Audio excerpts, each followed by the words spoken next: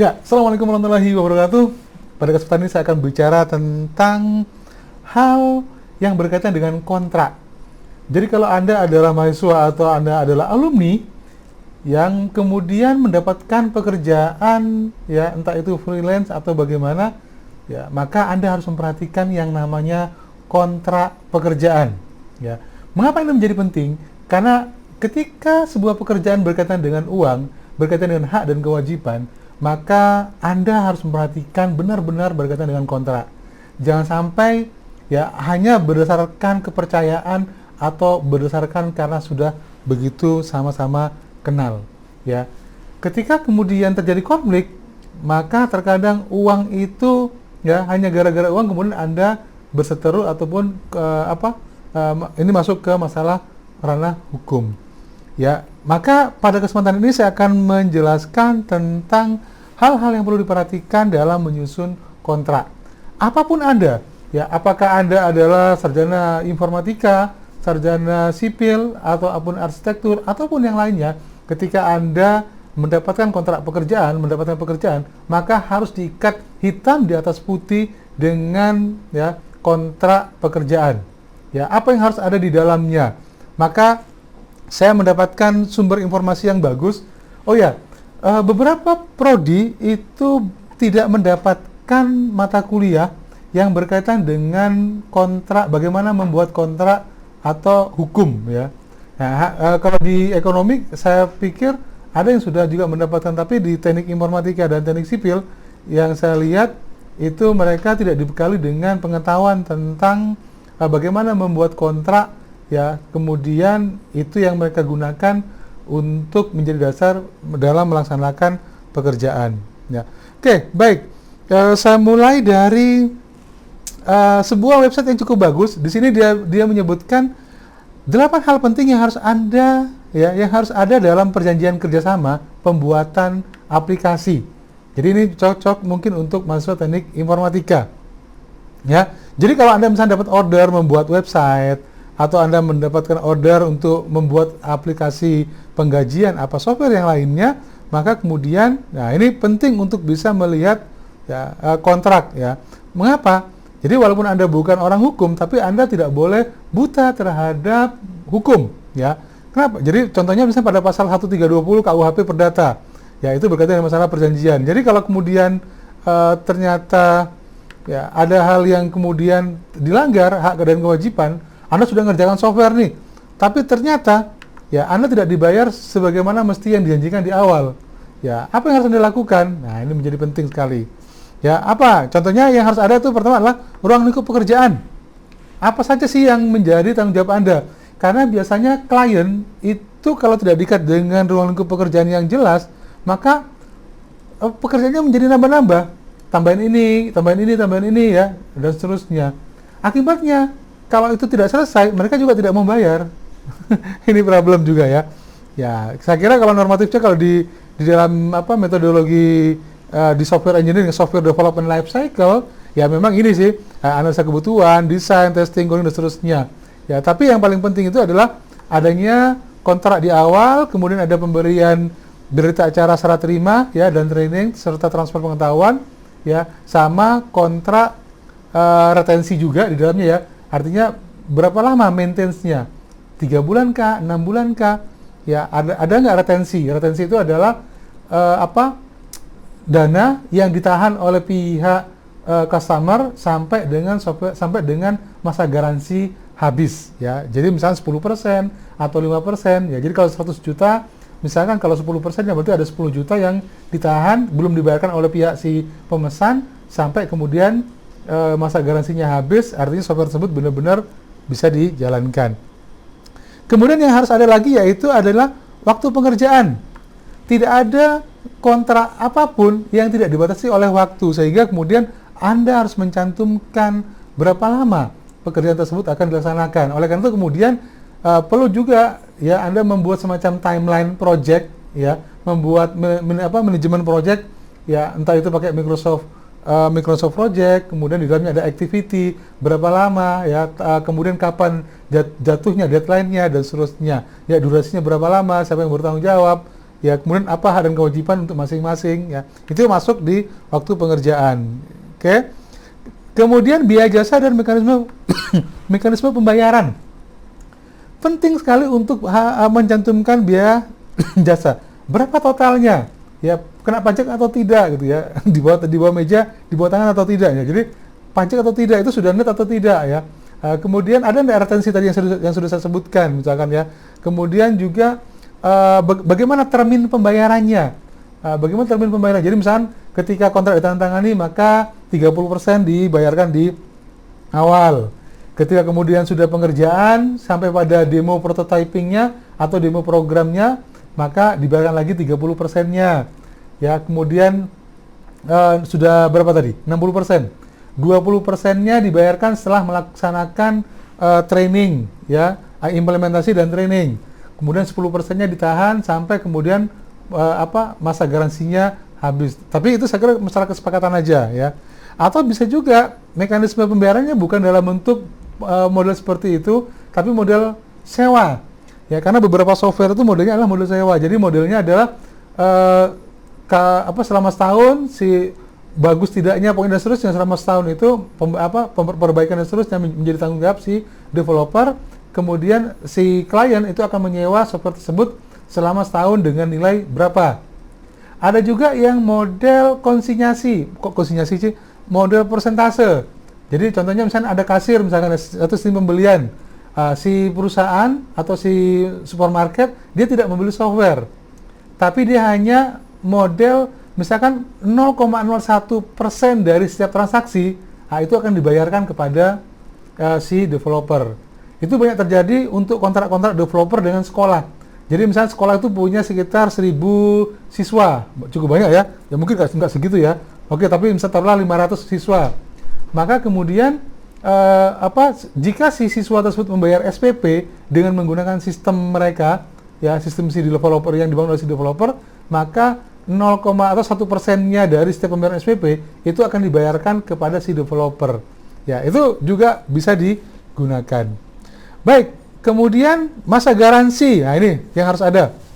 Jadi dalam perjanjian tersebut itu ada masa garansi bagaimana kemudian jika ada bug, jika ada perbaikan, tapi masih tetap di dalam ruang lingkup dari pekerjaan yang sudah disepakati bersama di awal ya. Jadi masa maintenance itu yang kadang-kadang berat. Mengapa?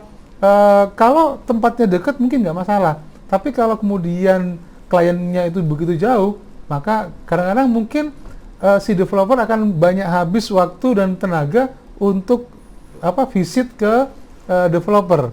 Kecuali kalau proyek tersebut itu bisa di-remote dari jauh, ya, sehingga semua perbaikan dan seterusnya itu mesti menjadi tanggung jawab dari si developer. Kemudian masa pemeliharaan dan maintenance ini yang kemudian harus jelas, ya. Tidak, kalau misalnya ada penambahan modul baru dan seterusnya, maka harus juga diperhatikan ya. Itu apakah misalnya dikenakan 500 per modul, 500.000 per modul ya, atau per report misalkan. Biasanya begitu. Ada klausul yang harus dimasukkan ke dalam kontrak ya, perjanjian. Kemudian kalau software itu yang paling rawan adalah hak kekayaan intelektual atas hasil pekerjaan. Ya. Apakah di dalam kontrak tersebut Anda hanya memberikan hasil kompilasinya atau juga beserta source code? Nah, ini juga menjadi penting. Kenapa? Karena kalau kemudian beserta source code, apakah kalau kemudian source code tersebut jual lagi oleh si klien kepada tempat yang lain, itu boleh atau tidak? Gitu ya. Itu juga menjadi penting untuk diperhatikan ya. Atau sebaliknya, kalau kemudian si developer menggunakan software bajakan, kemudian ternyata si perusahaan pemilik software untuk bahasa pemrograman tersebut, misalkan Anda pakai Visual Studio misalkan, bajakan, kemudian dikenakan denda, ya dituntut penuntutan, maka itu menjadi tanggung jawab siapa? Apakah developer atau si klien? Ya harus jelas, karena biasanya klien nggak mau kalau kemudian menggunakan software bajakan. Kenapa? Karena contohnya misalnya SQL Server misalkan ya, atau pakai Oracle misalkan ya, dan ternyata itu bajakan. Nah, itu berbahaya gitu ya.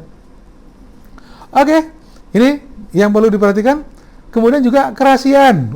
Yang paling sulit adalah bahwa kalau misalkan klien itu punya banyak data, kemudian developer mengakses data tersebut, maka si developer harus memasukkan klausul berkaitan dengan masalah kerahasiaan. Kenapa? Kalau terjadi kebocoran data atau data yang ingat, data itu jauh lebih berharga bahkan daripada hardware-nya. Bayangkan kalau sebuah rumah sakit kemudian datanya bocor, data pasien bocor, ya, detailer itu kalau misalkan dia hunting data supaya bisa dapat klien secara langsung. Nah, ini kan bahaya sekali kan? Atau data-data keuangan terutama ya, itu juga menjadi penting. Sehingga harus ada klausul yang jelas kalau terjadi kesalahan pada pengakses data atau kerusakan data atau kebocoran data, maka itu menjadi hak dan tanggung jawab siapa? Ya, apa hukumannya atau penaltinya ya. Nih. Oke, jadi itu saya kira bagus sekali ini klausulnya ya, yang harus ada. Sebenarnya kontrak kerja itu bukan hanya untuk informatika seperti ini. Ya, semua pekerjaan ya, entah itu arsitek, kasusnya juga sama juga ketika ada seorang teman yang kemudian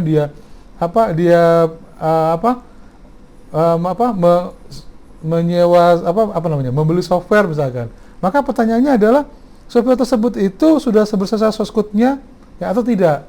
Atau seorang teman yang dia menjadi programmer di sebuah perusahaan, maka kemudian perjanjiannya adalah semua source code-nya itu menjadi hak ya kepemilikan dari perusahaan yang menyewa atau mempekerjakannya. Nah, itu juga masuk bagian di dalamnya. Ada di sini juga saya lihat bagus ya, ada 3 model kontrak software developer di Indonesia. Ya, jadi yang pertama adalah project base. Ini yang tadi itu sebenarnya lebih mirip seperti sebuah project base ya, di mana kemudian sebuah pekerjaan dikerjakan dengan sebuah tim developer ya dalam waktu beberapa bulan, kemudian hasilnya diimplementasikan. Ya, ini saya kira Anda bisa sendiri ya. Apa yang harus ada dalam sebuah project base ini juga hampir sama seperti yang tadi. Yang pertama adalah tenggat waktu jelas ya. Semua harus ada timeline schedule-nya, harus ada gancatnya, harus ada activity-nya, durasi berapa lama ya. Kemudian bagaimana hak kewajiban sekali lagi ya. Kemudian spesifikasi jelas dan detail. Kalau itu misalkan merupakan form master, jadi semua harus digambarkan dengan jelas apa saja masternya, apa saja transaksinya, apa saja reportnya, ya. Kemudian jadi proses bisnis rule-nya harus jelas di sini. Kemudian durasi proyek pendek, ya, kontrol klien opsionalnya juga tidak ada perubahan yang direncanakan. Nah, ini juga ya, yang pro-nya ya tidak over budget. Jadi artinya ketika kemudian terjadi perubahan masalah budget, maka kira-kira bagaimana langkahnya ya. Kemudian yang penting adalah dapat dipercaya ya. Ini karena kalau developer nggak bisa dipercaya itu repot juga ya. Oke, minim risiko. Risiko itu begini contohnya. Ketika terutama kalau untuk software yang berkaitan dengan masalah pelayanan. Ketika sebuah perusahaan yang dia bisnis transaksional kemudian dia harus men-switch dari sistem lama ke sistem baru. Ya, maka ada nggak risiko? Ya, terganggu nggak pelayanannya? Ya, itu seterusnya ya. Sehingga penting juga untuk bisa memperhatikan hal seperti itu. Tidak perlu supervisi berlebihan, misalkan ya. Kontranya, ya ini keunggulan dan kekurangannya ya. Persiapan matang butuh waktu lama. Terus aja project base seperti ini, karena biasanya projectnya kan dibuat dari awal ya softwarenya. Ya, minim kontrol pada proses pengerjaan, betul sekali. Ya, tapi ini bisa ditutupi dengan komunikasi yang baik. Ya. Oke, pro dan kontra tadi, ini ada keterangannya. Yang kedua adalah by request. Ya. Jadi by request itu adalah software yang dia belum ada, kemudian harus dibuat dari awal ya. Oke, kapan memilih model by request, seterusnya. Ya. Oke, saya mungkin sedikit aja. Yang paling penting adalah ini draft. Ini contoh dari sebuah draft surat kontrak perjanjian ya. Perjanjian waktu tentu pada tanggal berapa ya, harus jelas. Pihak pertama siapa, pihak kedua siapa, kemudian jangka waktunya gimana supaya ini tampak lebih lebar. Oke, sebentar. Saya besarin. Wah, sama aja ya. Oke. Nah, ini.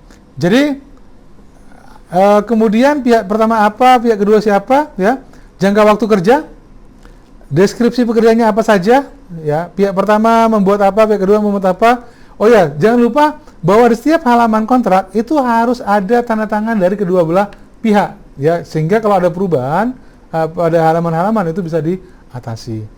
Ya. Kemudian pihak pertama mengembangkan aplikasi dengan fitur-fitur apa saja di dalamnya, pihak apa ini ya, executing, fitur apa itu harus jelas. Tapi kalau memang terlalu banyak, bisnya dibuat aja dalam bentuk lampiran ya, RAB, masukkan ke RAB saja ya di bagian halaman lampiran ya. Apalagi kira-kira ya. Kemudian pihak pertama mengumpulkan data, pihak kedua, ini hak kewajibannya ya. Hak kewajibannya apa? Didetailkan, pengujian aplikasi, penerbitan aplikasi, ya pelaksanaan tugas, pengupahan. Oke. Upah desainer antarmuka. Sebenarnya kalau itu project base nggak begini ya. Langsung totalnya berapa? Ya, kemudian ada timelinenya. Mungkin bisa juga masuk ke timeline ya yang kemudian ditandatangani secara bersama. Jadi ada semacam jadwal pengerjaan proyeknya. Nah, tapi yang jelas misalnya seperti waktu berapa lama, kemudian bentuk aplikasinya, batasan pekerjaan, nah ini yang harus ada. Ya, dan yang terakhir adalah berakhirnya perjanjian kerja. Kalau misalnya terjadi konflik, atau ada force major, ya kira-kira seperti apa? Terus ditandatangani bersama. Ya, terus kemudian ada pihak satu, pihak dua. Bagusnya perjanjian seperti ini melibatkan saksi. Ya, boleh di atas materi, boleh tidak sebenarnya. Ya, tapi kalau biasanya itu juga sama-sama punya kekuatan hukum ya. Kalau memang itu pekerjaan besar, maka mungkin juga membutuhkan jasa notaris sehingga penandatanganan kontrak itu di depan notaris. Tapi kalaupun tidak, ya maka kemudian perlu juga ada saksi-saksi yang sehingga kalau terjadi konflik, maka kemudian kalau itu berujung ke pengadilan di perdata, ini saksi itu bisa juga dihadirkan. Ya, saya kira itu dari saya. Terima kasih. Sebelum saya akhiri, saya akan minum kopinya terlebih dahulu.